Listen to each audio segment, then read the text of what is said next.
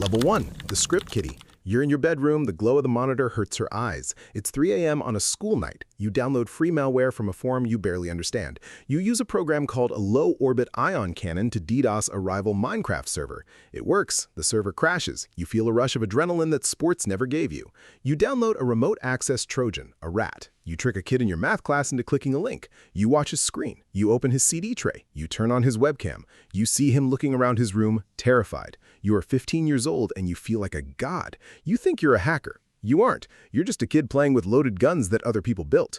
You think it's just a game. You have no idea that one day you'll be a state-sponsored ghost erasing billions from global markets with a single keystroke, hunted by governments who want you dead. Level 2.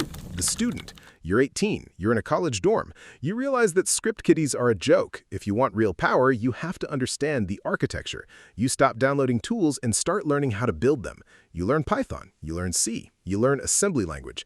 You install Kali Linux. You spend 14 hours a day staring at terminal windows. You learn about TCP/IP protocols, packet sniffing, SQL injections. You go to a coffee shop. You run Wireshark on the public Wi-Fi. You watch the unencrypted traffic flow across your screen like the Matrix. You steal a session cookie. You log into a stranger's email account. You don't steal anything, you just read. You see their bank statements, their fights with their spouse, their secrets. The thrill isn't about destruction anymore. It's about omniscience. You are a ghost walking through walls.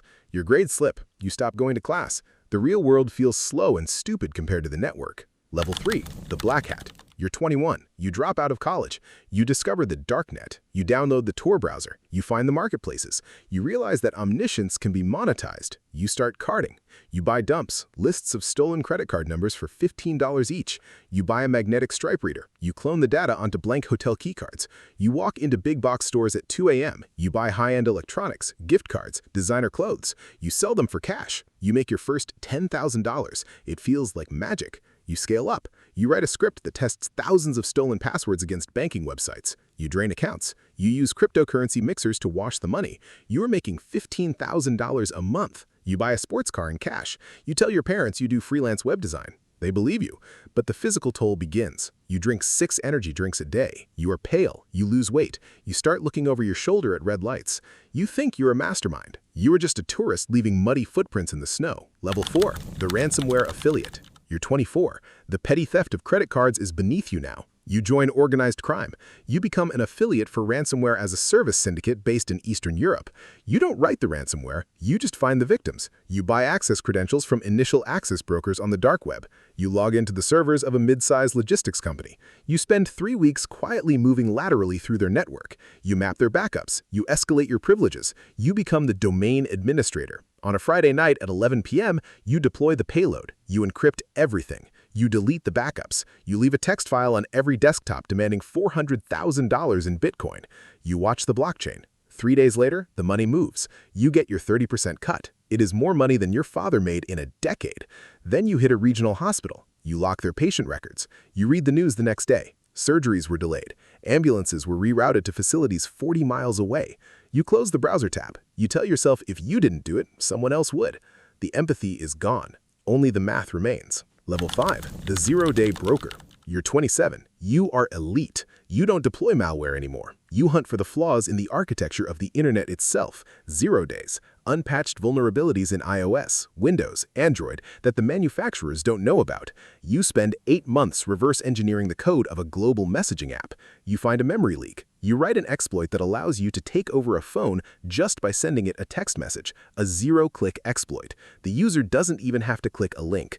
You don't report it to the company for a $50,000 bug bounty. You fly to a neutral country. You sit in a luxury hotel suite. You meet men in tailored suits who work for intelligence agencies. They hand you a hardware wallet with $2.5 million. You know what they will do with it. You know they will use your code to spy on journalists, politicians, and dissidents. You know people might die because of the door you unlocked.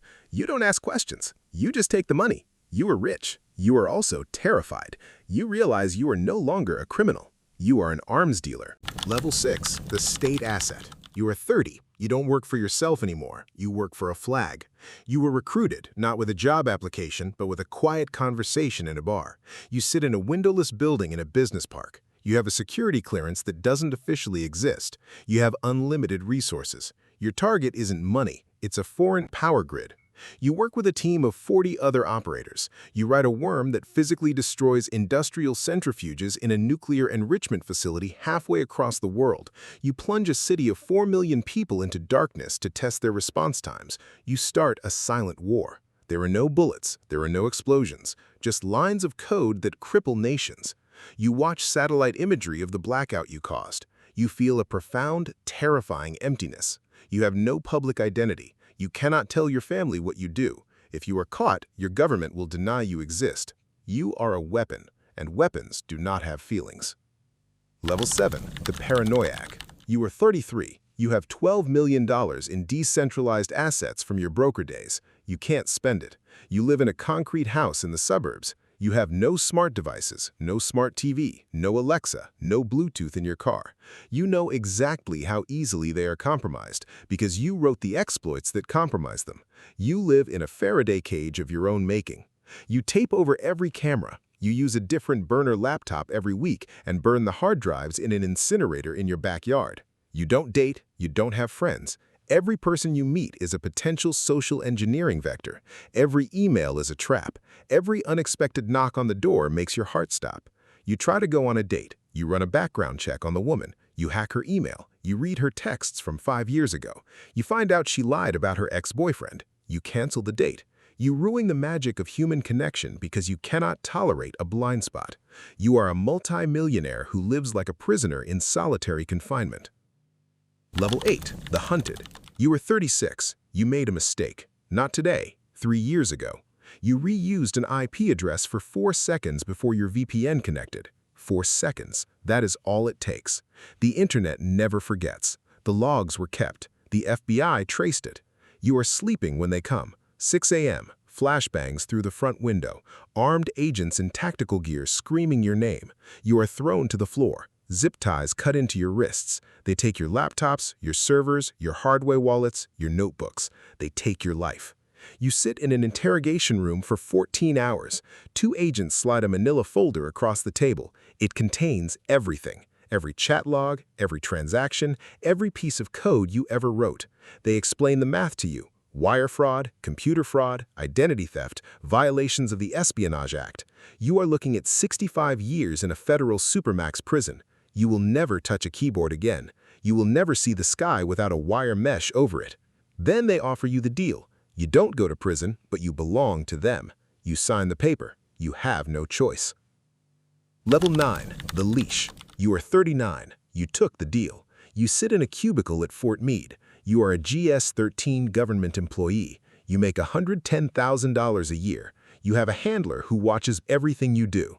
You hack the people you used to work with. You infiltrate the ransomware syndicates. You identify the initial access brokers.